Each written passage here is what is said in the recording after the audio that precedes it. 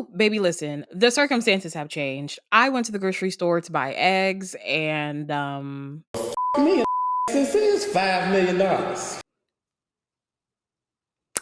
yeah. Hi everybody, welcome back to the Bougie Black Girls YouTube channel, or welcome if you are new. My name is Dana, and even though I swore I was not really planning to do another sort of like financial video, I think with all of the conversations around like tariffs and the price of things going up, it would be kind of just appropriate to do another chit chat video where we talk through some of the things that I am hoping to do, planning to do to sort of like mitigate the impacts to my personal life. And I don't really want to have this conversation from like a financial analyst, expert, these are the things you need to know and you need to do sort of perspective, because I'm not a financial analyst, I'm not a financial planner, I'm not a financial expert.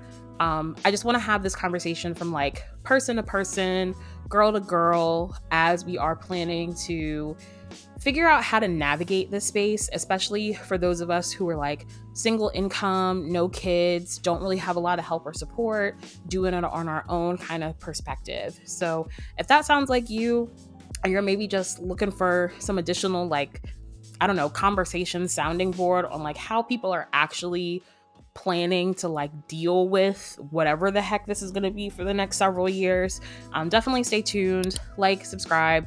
Let's just get into this conversation. So the past couple of weeks have been a lot. There has been so much going on, like socially, with policies that are coming out with this new administration, and that's impacting how we're going to be able to interact with each other, how we're able to move through different spaces and places. And then there's also all of this information that's coming out economically that is going to impact our pockets. It's going to impact our wallets in like a really meaningful way.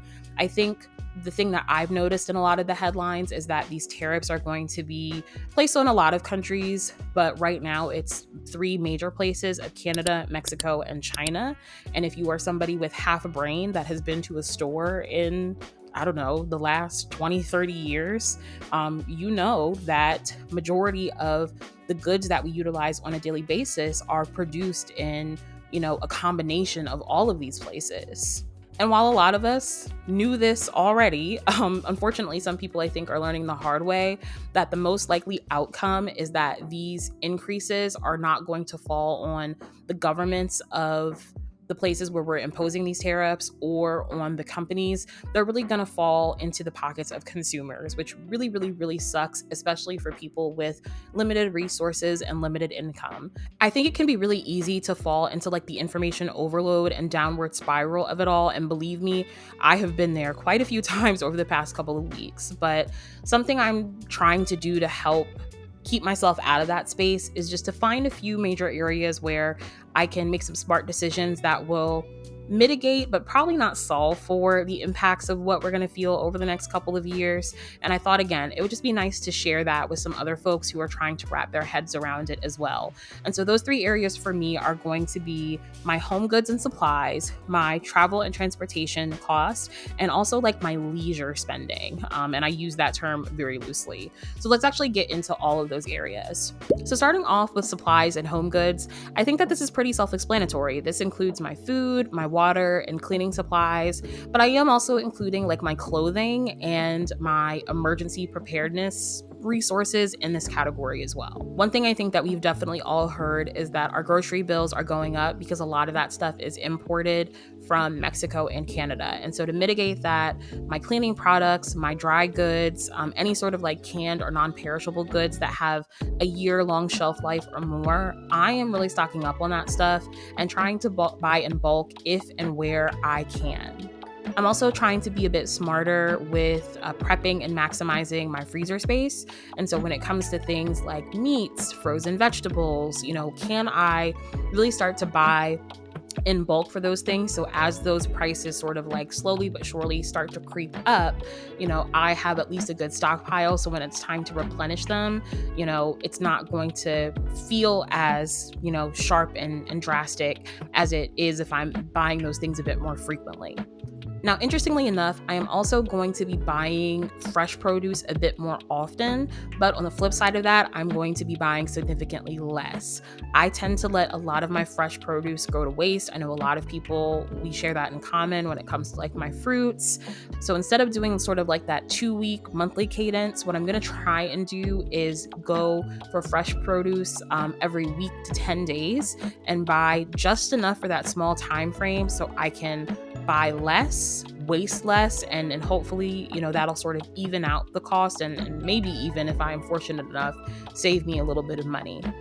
When it comes to emergency supplies, it's really important for me as somebody who lives in Florida who's impacted by hurricane season to be smart about having things on hand I need for that time of year, which runs from like June to November.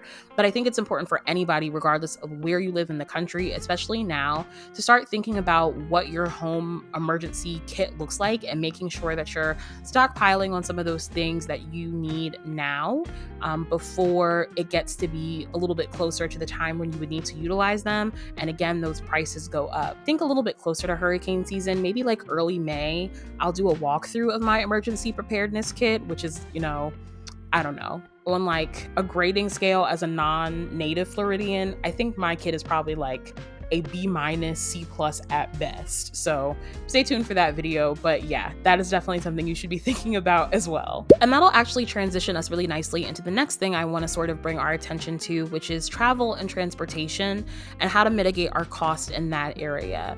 So as somebody who lives in a portion of the country that is impacted by natural disasters, it's really important for me to have really reliable transportation in case I need to get up and go.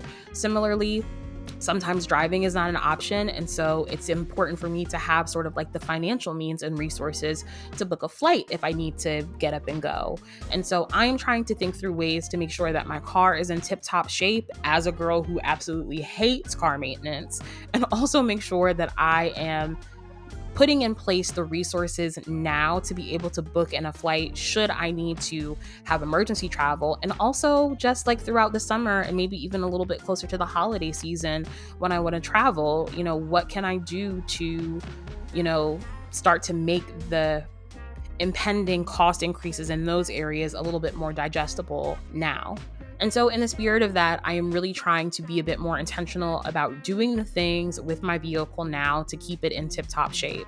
Outside of like little like individual emergencies or instances, I haven't done any just like general maintenance on my car in like 2 years. I know tomatoes, pitchforks, whatever, but like I just really hate car maintenance. It's intimidating. I don't like it. The guys at the mechanic's office always are saying words that I don't understand, and they're talking like a mile a minute. And in respect to those folks, I know y'all are working people, but like car maintenance is just not a thing that I enjoy. In the spirit of not turning a $300 problem into a $3,000 problem, I am just sort of biting the bullet now. I put a couple new tires on my car, which I didn't want to do, but I absolutely needed to do. Oil changes, fluid checkups, all that stuff, tire rotation, whatever those other car words they said to me. I did most of that. And then there were a couple of things that I think was like a steering alignment or like a wheel alignment or something, as well as like a wiper blade replacement and a couple of other like non-crucial or like immediately need to be done things that they said, I could kick the can down the road a couple of months. As far as airline travel, because of where I am at in the country, where some of my friends live, where some of my family lives, flight travel is just a part of my life, and airplane tickets are expensive.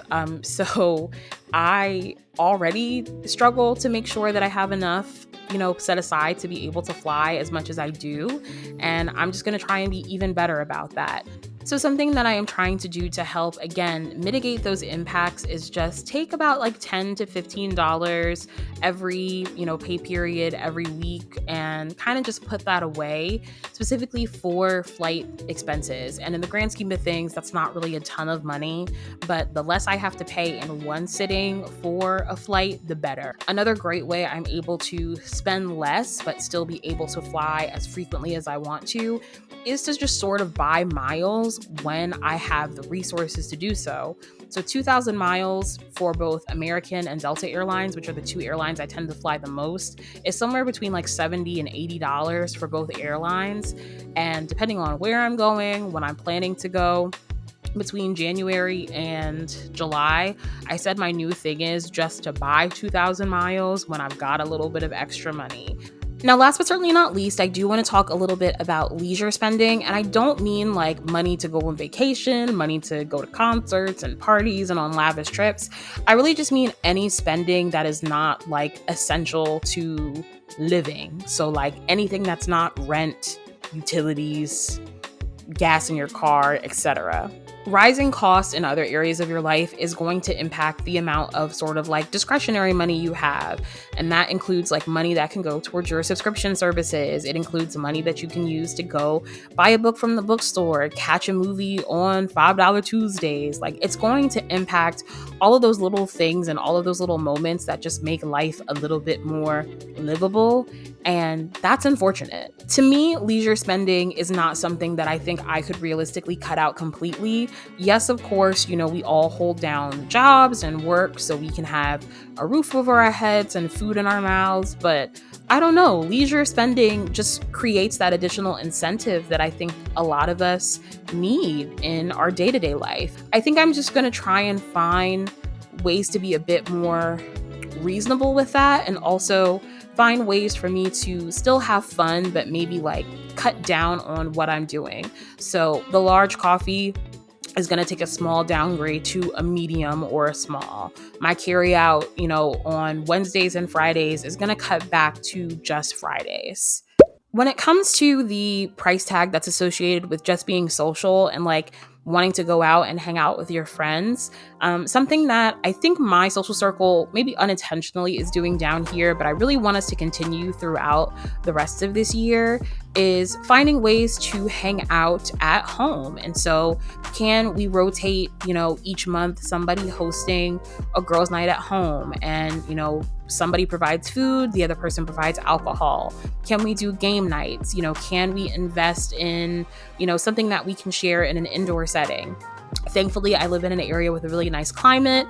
My apartment complex has a nice pool. And so, I'm planning to host a couple of pool days throughout the summer, and also maybe like cook dinner, have people hang out with drinks on the patio, things of that nature. And even if you don't have all of those bells and whistles, like, can you invite everybody over to play Mario Kart one day? I'm also going to make sure that I am using the free and low cost resources at my disposal.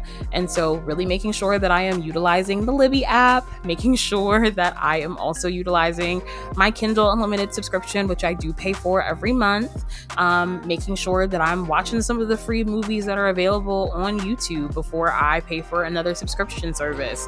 So that is going to be it for today. I think a lot of it is pretty common sense, nothing too super transformational, but I know in this era of like short form content and information overload, sometimes it's really helpful just to hear somebody sort of like make sense of it, talk through it as we start to think about what it looks like for us in our everyday.